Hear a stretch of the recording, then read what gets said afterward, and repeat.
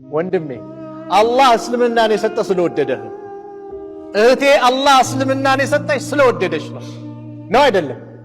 አዎ እኔ አይደለሁም ያልኩት ረሱል አለይሂ ሰላቱ ወሰላም ሲናገሩ ሲያስተምሩን አላህ ዱንያን ለሚወደውም ለማይወደውም አላህ ይሰጠዋል አሉ። ዱንያን ለሚወደውም ለማይወደውም አላህ ይሰጠዋል። ዓለም ላይ ያሉ የሚባሉ ባለሀብቶች ስታያቸው አላህ መንገድ ያፈነገጡ ናቸው። ኢስላምን ያላገኙ ናቸው። ዱንያ መሰጠት የመወደድ የመጠላት ምልክት አይደለም። ድህነት የመጠላት ምልክት አይደለም።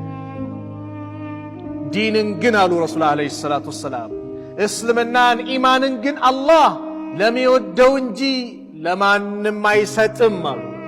ወንድሜ አላህ ወዶ የሰጠህን ዲን ተጠቀምበት።